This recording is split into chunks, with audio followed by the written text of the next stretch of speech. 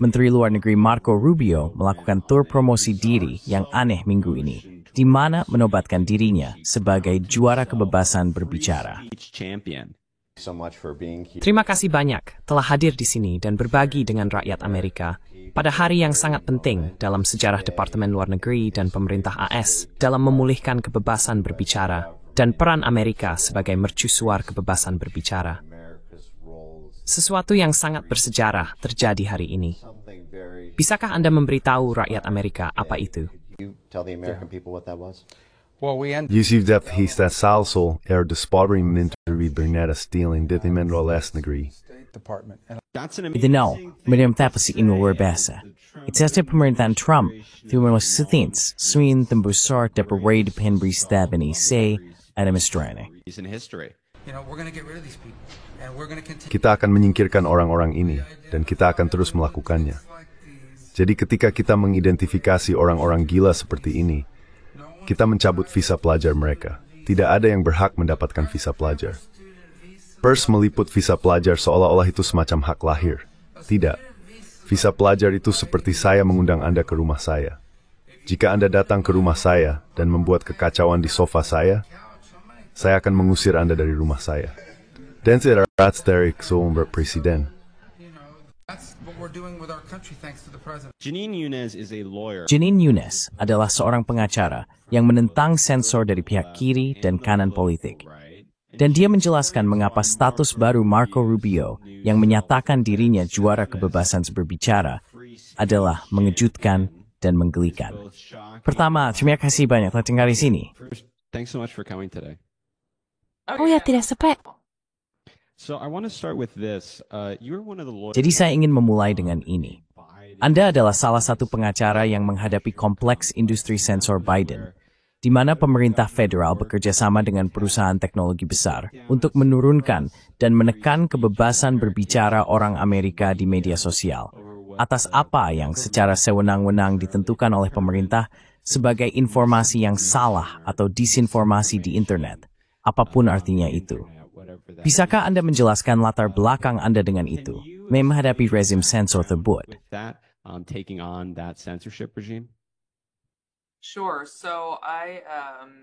Jadi saya menentang pembatasan COVID yang merupakan cara terlibat dalam bidang itu. Kemudian saya menyadari bahwa banyak orang seperti saya dan bahkan Anda tahu yang jauh lebih berkualifikasi daripada saya untuk berbicara tentang masalah ini, seperti ahli epidemiologi Jay Bhattacharya dan Martin Kulldorff.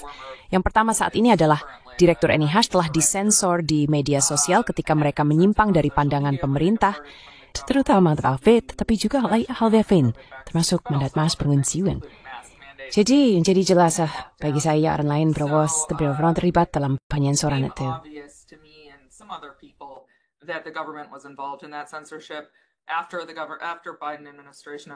Setelah pejabat pemerintahan Biden membuat pernyataan yang seolah-olah mengancam untuk menghukum perusahaan media sosial jika mereka tidak lebih banyak untuk menyensor misinformasi, perusahaan-perusahaan tersebut meningkatkan penyensoran dan penangguhan, kadang-kadang penangguhan permanen.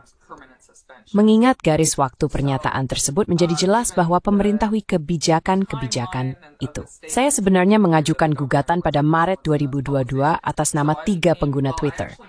Individu-individu tersebut telah disensor di Twitter. Mereka semacam pembangkang COVID. Mereka bukan ilmuwan. Gugatan tersebut ditolak, tetapi itu membawa saya terlibat dalam Missouri versus Biden yang mencapai Mahkamah Agung. Saya mewakili Jay Bhattacharya, Martin Kulldorff, dan beberapa orang lain yang telah disensor.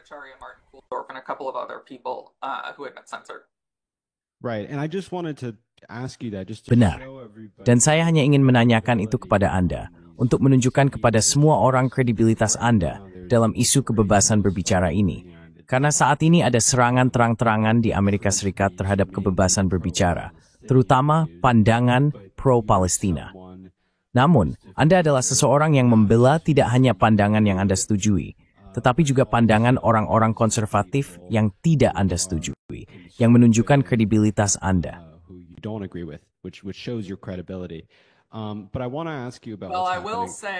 Tapi saya ingin bertanya kepada Anda tentang, maaf, bisakah saya menyela? Karena sebenarnya saya setuju dengan orang-orang yang saya wakili, terutama dalam masalah COVID, meskipun saya tidak akan mengatakan saya setuju dengan setiap pernyataan. Tapi saya setuju secara umum. Namun ada juga bagian dari gugatan yang berkaitan dengan pemilu 2020 dan cerita laptop Hunter Biden. Dan itu bukan topik yang saya setujui. Saya bukan seorang konservatif politik. Saya berpikir Trump menang 2020. Tidak hype-up, Daweg.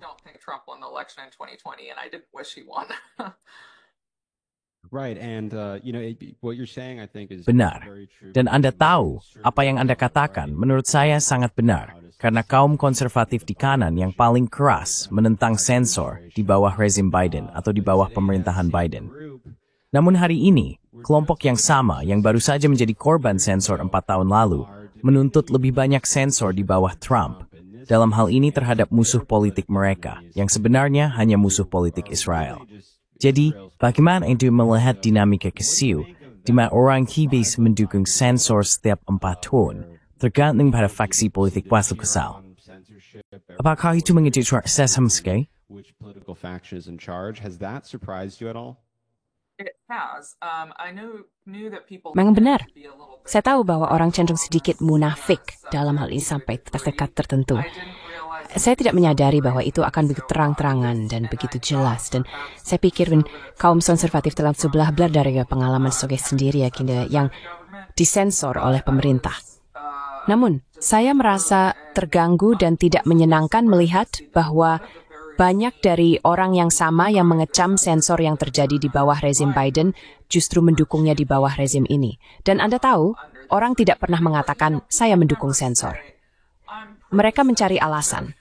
Anda tahu, di bawah pemerintahan Biden, alasannya adalah jika orang mendengar informasi yang salah tentang vaksin, mereka mungkin tidak mendapatkannya, dan kemudian mereka mungkin mati as an certificate of pneumonia.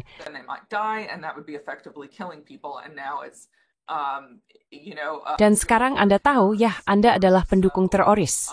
Jadi tidak apa-apa untuk menyensor Anda. Atau Anda adalah tamu di negara kami. Kami sering mendengar itu karena saat ini setidaknya sebagian besar sensor atau sebagian besar hukuman diberikan kepada non-warga negara dalam bentuk penahanan ICA dan kemungkinan deportasi. Jadi sementara Anda adalah tamu di negara kami, Anda tidak memiliki hak amandemen pertama. Kaitan sebuah kesalahan tetap flight stifking aman federal leggings. Tidak amat amandemen pertama. Memang, and it's hit. It's disturbing. Well, I want to get into those cases and I think we Nah, saya ingin membahas kasus-kasus tersebut dan saya pikir kita harus mulai dengan deportasi. Anda tahu, ratusan mahasiswa saat ini telah dicabut visanya, seperti yang Anda katakan, bukan karena kejahatan yang mereka lakukan, tetapi hanya karena mengekspresikan pandangan yang tidak disukai pemerintah, yaitu dukungan dan simpati untuk Palestina dan kritik terhadap Israel. Dan salah satu kasusnya adalah mahasiswa Tufts, mahasiswa PhD, Ramezia Ozturk, yang untuk membenarkan deportasinya, Departemen Luar Negeri mengutip penulisan op-ed, berpartisipasi dalam gerakan protes, yang tampaknya mengganggu mahasiswa. Saya belum melihat semua ini, tetapi kita terus mendengarnya. Mengambil alih gedung, dan hanya dukungannya secara umum untuk Hamas. Apapun artinya itu. Jenin, bagaimana Anda memperkirakan pengadilan akan bereaksi terhadap hal ini? Dan apa yang akan dilakukan Departemen Luar Negeri dengan sewenang-wenang mendeportasi penduduk tetap dan legal atas op-ed yang mereka tulis terhadap amandemen pertama kita di Amerika? Due to our First Amendment in the United States. Oke, jadi saya punya banyak hal untuk dikatakan tentang ini. Saya akan mencoba untuk membuatnya singkat, tetapi ada banyak hal. Pertama-tama, sangat penting bagi orang untuk mengingat apa yang tertulis dalam amandemen pertama, yaitu Kongres tidak boleh membuat undang-undang yang mengurangi kebebasan berbicara. Ini bukan tentang status imigrasi pembicara. Ini adalah pembatasan terhadap pemerintah. Para perumus tidak mengenali perbedaan apapun, dan untuk alasan yang baik. Mereka memahami bahwa prinsip-prinsip sabtis dapat adalah bahwa pembalap tidak berarti adalah posisi khusus, mengenai batu benar atau salah. Pemerintah sering didorong diizinkan untuk mensor.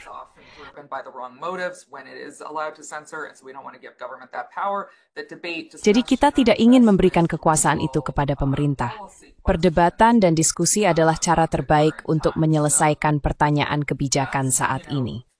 Jadi dari sudut pandang hukum murni, jelas bagi saya bahwa jika ada undang-undang yang memungkinkan seseorang dideportasi hanya karena ucapan atau pandangan mereka, maka itu tidak konsisten dengan amandemen pertama dan harus dibatalkan. Yang terjadi dalam kasus-kasus ini adalah banyak orang seperti Rubio mencampur-adukan tindakan orang lain yang tidak disebutkan namanya dengan orang yang bersangkutan.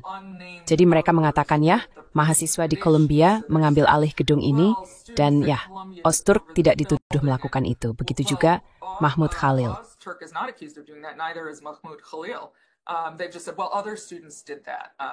Mereka baru saja mengatakan, ya, mahasiswa lain melakukan di Columbia. Ozturk bahkan tidak berada di Columbia, dia berada di Tufts. Jadi Anda tahu, mereka seolah-olah memperlakukan semua mahasiswa yang menentang apa yang dilakukan Israel di Gaza sebagai satu kelompok, dan mereka semua bertanggung jawab atas tindakan satu sama lain, sehingga mereka semua bisa dideportasi. Ini jelas benar-benar konyol dan tidak konsisten dengan prinsip hukum apapun, baik dalam konteks imigrasi atau pidana dan sebagainya. Oke, Anda pesangkan bahwa individu kesalahan itu sesuatu dan tidak bersalah dari segi cara itu ya ucapan.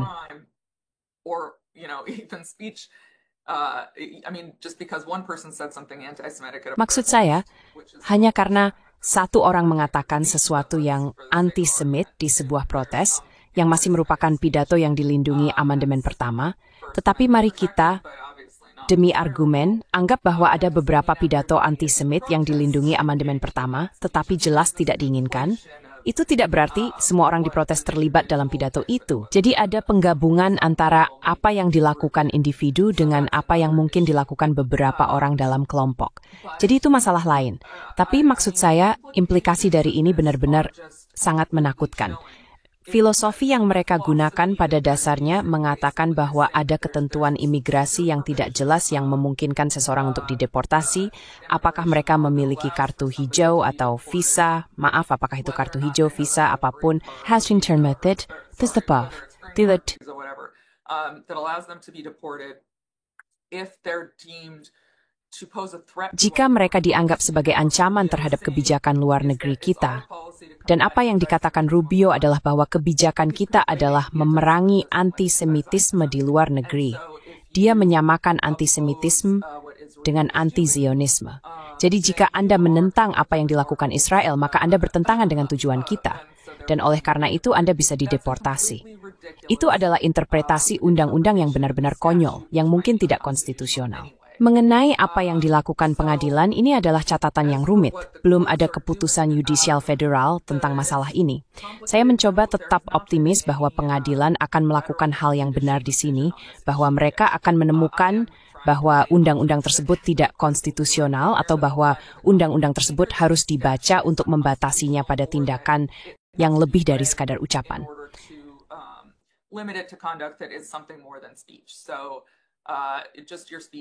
Jadi hanya pidato Anda, pandangan Anda, keterlibatan dalam protes tidak bisa menjadi dasar untuk menemukan bahwa Anda menimbulkan ancaman terhadap kebijakan luar negeri kami.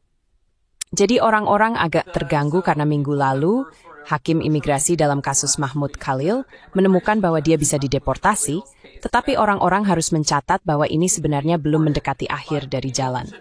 Jadi dia memiliki dua kasus, dia memiliki kasus hukum imigrasinya yang tidak pernah mungkin menjadi jalan untuk pembebasan baginya. Karena Anda tahu pertama-tama, hakim imigrasi adalah administratif. Mereka adalah bagian dari cabang eksekutif. Mereka tidak independen, mereka cenderung tidak terlalu baik. Pemerintah sengaja mengirimnya ke Louisiana untuk mendapatkan hakim imigrasi Louisiana karena mereka mungkin yang terburuk di sana.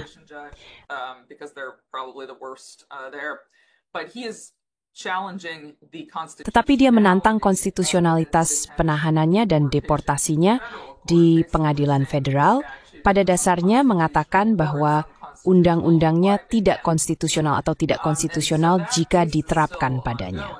Jadi kasus itu masih berlangsung. Pada dasarnya, orang-orang menyalahkan hakim imigrasi Dan saya bukan pengacara imigrasi, jadi saya tidak ingin mengatakan dengan pasti. Tetapi undang-undangnya tampaknya secara sepihak memberikan wewenang kepada Menteri Luar Negeri untuk membuat keputusan apakah seseorang dapat diusir berdasarkan undang-undang tersebut. Jadi menurut saya apa yang dia katakan adalah, lihat, undang-undang ini tidak memberi saya wewenang untuk mempertanyakan keputusan Menteri Luar Negeri di sini. Jika Anda berpikir undang-undangnya tidak konstitusional, Anda bisa memperjuangkannya di pengadilan federal. Yang sedang dia lakukan. Jadi itu celenang lebih mungkin memberikan bantuan di sini.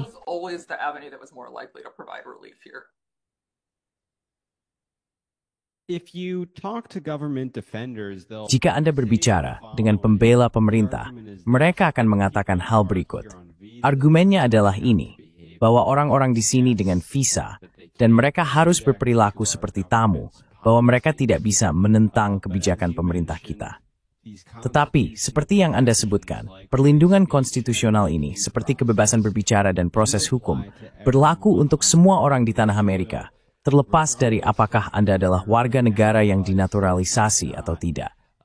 Jika tidak, apa artinya bagi para kritikus pemerintah, bukan hanya yang kiri saat ini, tetapi juga pembangkang sayap kanan dengan visa asing yang kritis terhadap Demokrat? Dan bagaimana hal itu akan terjadi di bawah pemerintahan Demokrat di masa depan? Apakah ada yang benar-benar memikirkan ke depan?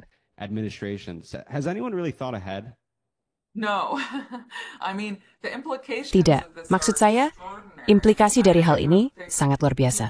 Dan saya rasa orang belum benar-benar memikirkannya dengan matang.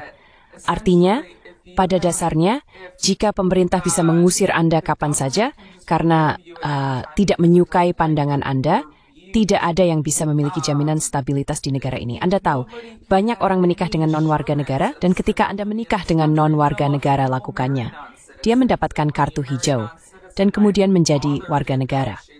Maksud saya, Mahmud Khalil memiliki anak yang akan lahir. Dia menikah dengan warga negara Amerika. Haruskah anak-anak yang orang tuanya memiliki kartu hijau dan belum mendapatkan kewarganegaraan, khawatir bahwa pemerintahan berubah, tidak setuju dengan pandangan orang tua mereka, dan dapat mendeportasi mereka keluar dari negara ini?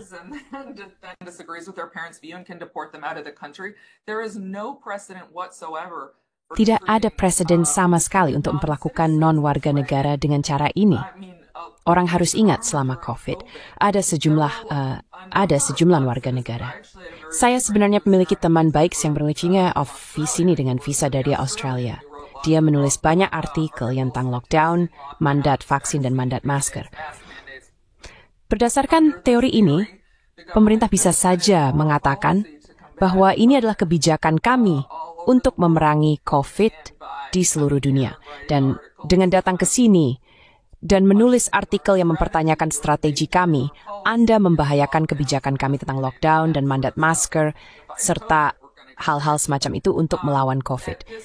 Kami akan menyingkirkan Anda. Ini sangat buruk bagi orang-orang, ini buruk bagi Amerika. Kami ingin orang-orang bisa datang ke sini dan memiliki rasa stabilitas.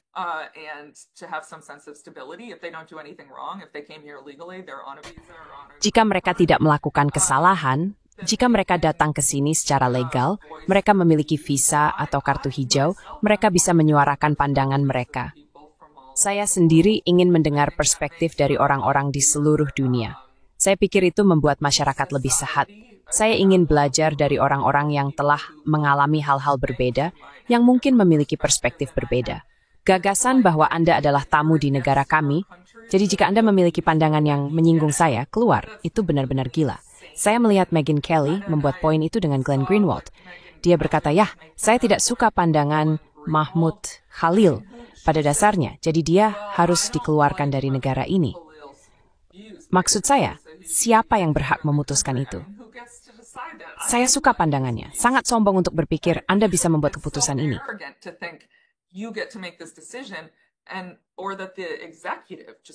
Dan bahwa eksekutif hanya karena dia, Anda tahu, itu konyol.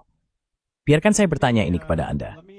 Ini agak terkait karena seringkali ketika kita memberikan kekuasaan baru kepada pemerintah yang seharusnya dirancang untuk melawan ancaman asing atau pinggiran, kekuasaan tersebut hampir selalu berakhir dengan menargetkan warga negara Amerika. Itu terjadi dengan Patriot Act dan pengawasan massal, Dan itu semacam aturan umum di Washington. Absolut wide mehiding nos. Hal itu akan terjadi di sini dengan skema deportasi pemerintahan Trump untuk para kritikus Israel, bahwa itu akan diperluas untuk mentargetkan Amerika, bukan hanya untuk tetap. On my dark days I do. Pada hari-hari gelap saya melakukannya. Saya pikir yang paling mungkin adalah mereka akan mengejar warga negara yang dinaturalisasi dan mencoba menemukan cara untuk mencabut kewarganegaraan mereka. Ada kasus yang cukup terkenal tentang seorang wanita bernama, saya lupa nama depannya, Odeh, Rasmea Odeh, saya pikir, di Chicago.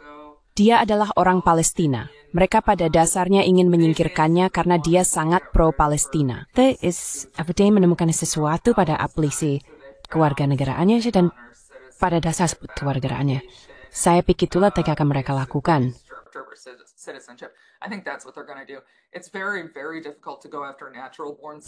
Sangat sulit untuk mengejar warga negara yang lahir alami. Sekarang, tentu saja mereka bisa, Anda tahu. Dan itulah maksud saya. Jika Anda dapat menganggap dukungan untuk Palestina sebagai ancaman keamanan nasional atau secara efektif terorisme, jika pengadilan menerima itu, maka kita dalam masalah karena Anda dapat membuat argumen serupa di bawah undang-undang dukungan material untuk terorisme. Tentu saja, ini adalah definisi terorisme yang benar-benar konyol. Tapi saya tak bisa membahas tentang itu. But I can't say that I'm not afraid. Let me ask you about that because you mentioned something very interesting. Biarkan saya bertanya tentang itu, karena Anda menyebutkan sesuatu yang sangat menarik, yaitu kecenderungan pengadilan untuk mengakui kemampuan pemerintah untuk pada dasarnya merusak konstitusi, jika itu berarti melindungi keamanan nasional. Hal ini muncul baru-baru ini dengan kasus TikTok, di mana mereka pada dasarnya mengatakan, ya, Anda bisa melarang aplikasi ini, karena ini adalah aplikasi propaganda Tiongkok. Kami akan menerima argumen Anda bahwa algoritma tersebut tercemar dan mendorong propaganda, apapun itu, dan kami akan mengizinkan Anda melakukannya. Apakah Anda memperkirakan bahwa lebih banyak keputusan seperti itu akan muncul, yang pada dasarnya hanya merusak semua hak konstitusional kita atas nama keamanan nasional?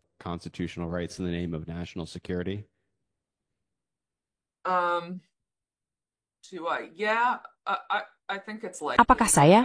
Ya, saya pikir itu mungkin. Saya sebenarnya tidak suka membuat prediksi. Dengan masalah khusus ini, sedikit lebih mudah karena menurut saya ini adalah langkah logis berikutnya. Ini juga merupakan rencana, proyek 2025, proyek Esther, pada dasarnya adalah rencana untuk memulai dengan deportasi, guna menekan pidato yang kritis terhadap Israel, dimulai dengan deportasi non-warga negara, dan kemudian beralih ke cara untuk menghukum warga negara. Dan saya belum berpikir setuju dan sudah yakin seperti itu. Nah itu, saya hampir beberapa bentuk kondisi Israel akan terkait.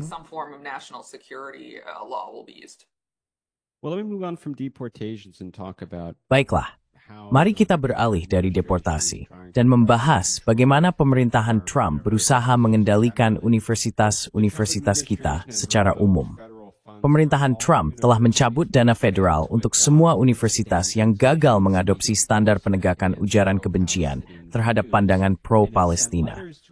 Mereka juga mengirim surat ke sejumlah sekolah yang menjelaskan langkah-langkah yang harus diambil untuk menerima dana tersebut di masa depan, seperti mengadopsi definisi antisemitisme IHRA, dan menempatkan beberapa departemen di bawah pengawasan akademik, kontrol pemerintah atas kurikulum. Apakah ada dasar konstitusional bagi pemerintah federal untuk memaksa universitas mengadopsi kode ujaran dalam kasus ini seputar Israel dan kebijakan luar negeri AS? Hal-hal yang mungkin ingin Anda debatkan di kampus universitas.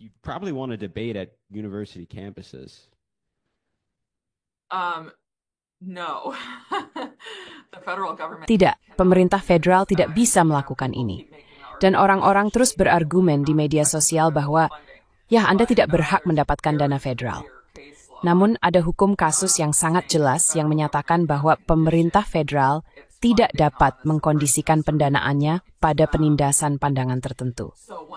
Jadi, setelah memutuskan untuk memberikan dana, Mereka tidak bisa mengatakan, ya, Anda hanya mendapatkan dana jika Anda menekan pandangan pro-Palestina atau menekan pandangan pro-Israel. Itu sepenuhnya tidak konstitusional.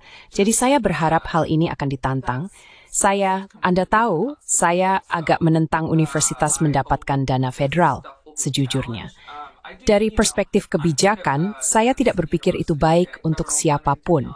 Jadi mungkin ini akan menjadi momen refleksi di mana universitas memutuskan untuk menjadi mandiri lagi. Das puedas pikir, tu makin pikir untuk semua orang.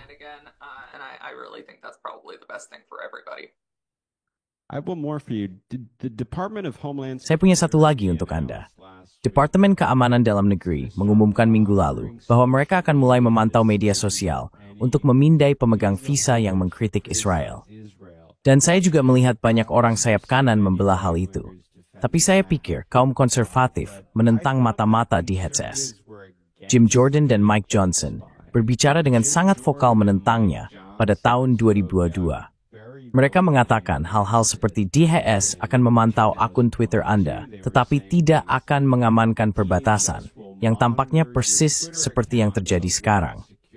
Dan ini benar-benar menakjubkan, karena oposisi terhadap pengawasan pemerintah adalah sesuatu yang menjadi pokok diskusi sayap kanan selama 4 tahun terakhir.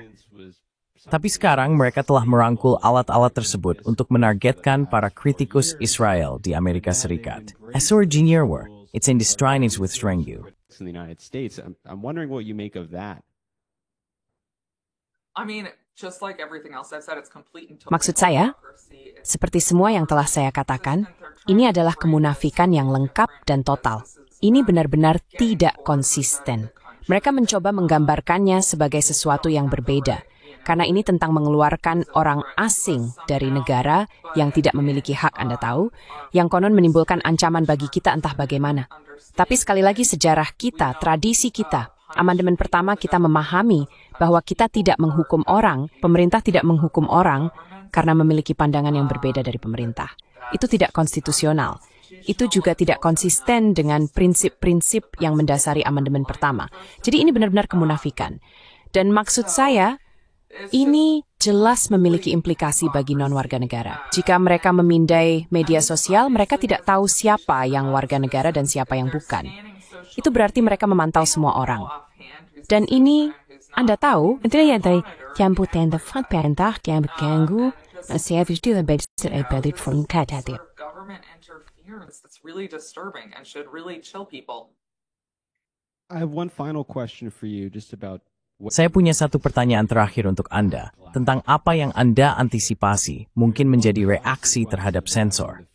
Maksud saya, salah satu konsekuensi dari pemerintah federal yang mengendalikan internet dan memanipulasi sistem informasi kita mengenai isu-isu seperti COVID, pemilu 2020, laptop Hunter Biden, dan perang di Ukraina adalah semakin sedikit orang yang percaya pada narasi resmi yang diarahkan kepada mereka.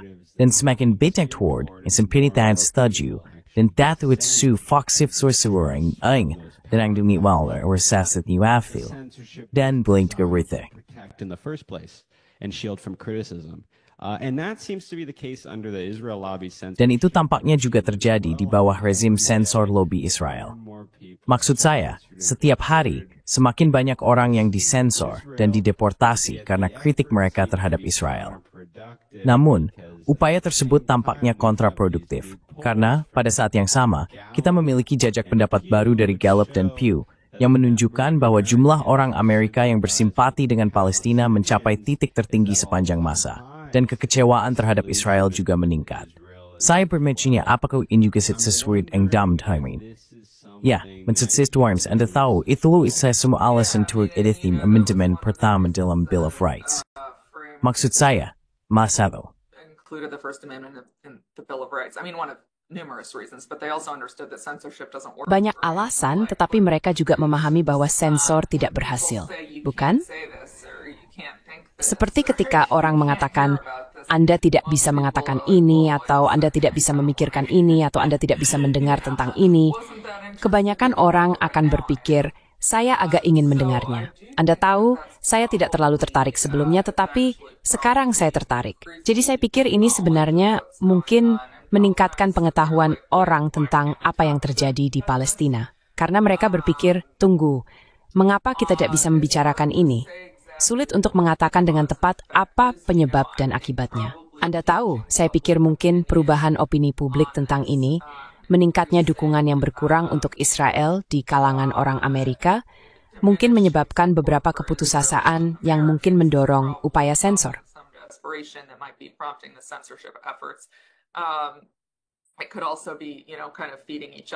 Ini juga bisa saling mempengaruhi. Menurut saya, orang-orang yang menerapkan kebijakan ini tidak berpikir jauh ke depan. Tetapi itu akan menjadi hal yang biasa bagi para politisi. Mereka tidak benar-benar peduli karena ini hanya tentang memenangkan pemilu berikutnya atau mendapatkan peringkat popularitas yang tinggi saat ini. Mereka tidak benar-benar cenderung berpikir jangka panjang.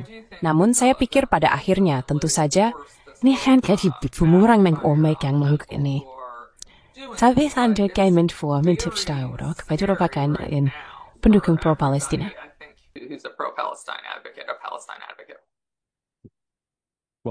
Saudara Banyak telah danghorn ini dan setuju dengan saya. Itu benar salah berarti.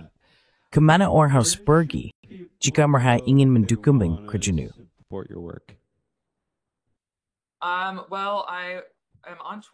Baiklah, saya ada di Twitter. Itu tempat terbaik untuk menemukan saya saat ini di Jenin Younes Esquire JENIN YOUESESQ. Saya juga memiliki podcast bernama Previously Prohibited dengan rekan pembawa acara saya Melissa Witte. Jadi berlanggananlah atau apapun, temukan kami di sana. Sempurna.